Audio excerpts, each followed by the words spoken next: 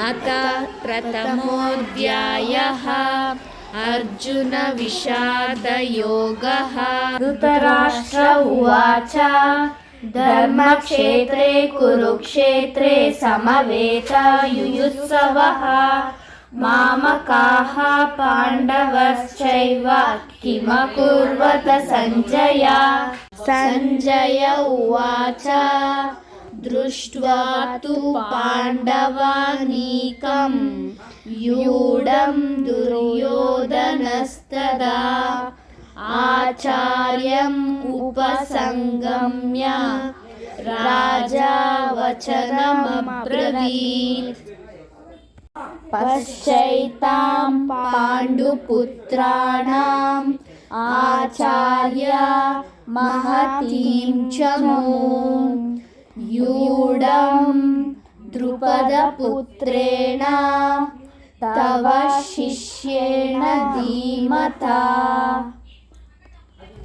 अत्र शूरा महेश्वासाः भीमार्जुनसमायुधि युयुधानो विराटश्च द्रुपदश्च महारथः। दृष्टकेतुः चेकितानः काशीराजश्च वीर्यवान् पुरुजित् कुन्तिभोजश्च शैब्यश्च नरपुङ्गवः। युधामन्युश्च विक्रान्तः उत्तमौजाश्च वीर्यवान् सौभद्रो द्रौपदेयाश्च सर्व एव महारथः। अस्माकं तु विशिष्टाये तानि बोधा द्विजोत्तमा नायका मम सैन्यस्य संज्ञार्थं तान् ब्रवीमि ते। भवान् भीष्मश्च कर्णश्च कृपश्च समितिञ्जयः अश्वत्थामा विकर्णश्च सौमदत्तिस्तथैव च अन्ये च बहवः शूराः मदत्ते त्यक्तजीविताः नानाशस्त्रप्रहरणाः सर्वे युद्धविशारदाः। अपर्याप्तं तदस्माकं बलं भीष्माभिरक्षितं पर्याप्तं त्विदमेतेषां बलं भीमाभिरक्षितम्। अयनेषु च सर्वेषु यथा भागमवस्थिताः भीष्ममेवाभिरक्षन्तु भवन्तः सर्व एव हि। तस्य सञ्जयन् हर्षं कुरुरुद्धः पितामहः सिंहनादं विनद्योश्चै शङ्खं दद्मो प्रतापवान्। तथा शङ्खाश्च भैर्यश्च पणवानकगोमुखाः सहसैवाभ्यहन्यन्त सशब्दः तुमुलोऽभवत्। तथा श्वेतैर्हये युक्ते महती सन्दने स्थितौ माधवः पाण्डवश्चैव दिव्यो शङ्खो प्रदद्मतुः। पाञ्चजन्यं ऋषिकेशः देवदत्तं धनञ्जयः पौण्ड्रं दद्मो महाशङ्खं भीमकर्मा वृकोदरः। अनन्तविजयं राजा कुन्तीपुत्रो युधिष्ठिरः नकुलः सहदेवश्च सुघोषो मणिपुष्पकौ।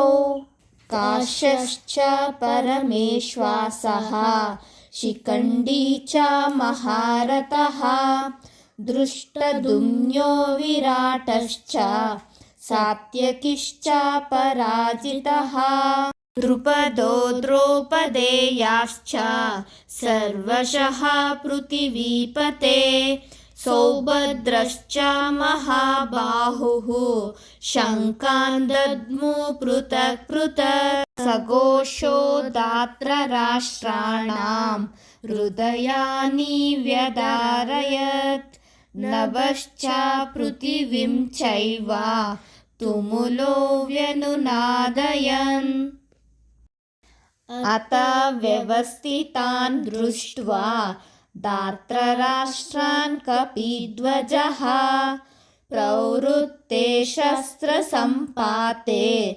धनुरुद्यम्य पाण्डवाः ऋषिकेशं तदा वाक्यम् इदम् आह महीपते अर्जुन उवाच सेनयोरुभयोर्मध्ये रथं स्थापय मे अच्युत यावदेतान्निरीक्षेऽहं योद्धुकामानवस्थितान् कैर्मया सह योद्धव्यम् अस्मिन् रणसमुद्यमे मानानवेक्षेऽहं यायेतेऽत्र समागतः धार्तराष्ट्रस्य दुर्बुद्धे युद्धे प्रियचिकीर्षवः सञ्जय उवाच एवमुक्तो ऋषिकेशः गुडाकेशेन भारत सेनयोरुभयोर्मध्ये स्थापयित्वा रथोत्तमम्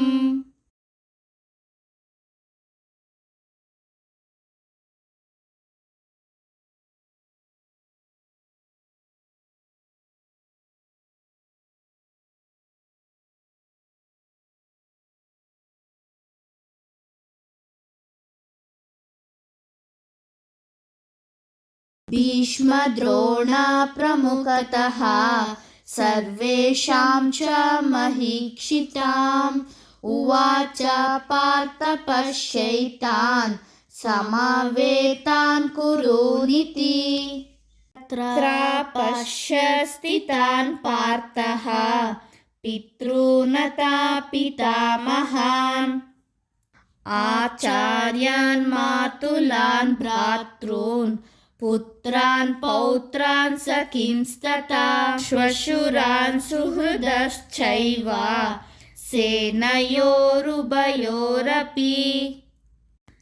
तान् समीक्ष्य स कौन्तेयः सर्वान् बन्धून् अवस्थितान् कृपया परयाविष्टः विषीदन्निदमब्रवीत् अर्जुन उवाच दृष्ट्वेवं स्वजनं कृष्ण युयुस्तुं समुपस्थितम् सीदन्ति मम गात्राणि मुखं च परिशुष्यति वेपतुश्च शरीरे मे रोमहर्षश्च जायते गाण्डीवं संसृते हस्तात् त्वक्चैव परिदह्यते न च शक्नोमि अवस्थातुं भ्रमतीव च मे मनः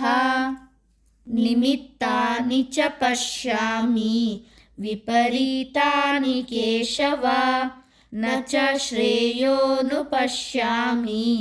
हत्वा स्वजनमाहवे आकाङ्क्षे विजयं कृष्ण न च राज्यं सुखानि च किं नो राजेन गोविन्द किं भोगैर्जीवितेन वा येषामर्थे काङ्क्षितं नाह राज्यं भोगः सुखानि च ता इमेव स्थिता युद्धे प्राणान् त्यक्त्वा धनानि च आचार्यः पितरः पुत्राः तथैव च पितामहः मातुलाः श्वशुरा पौत्राः शालाः सम्बन्धिनस्तदा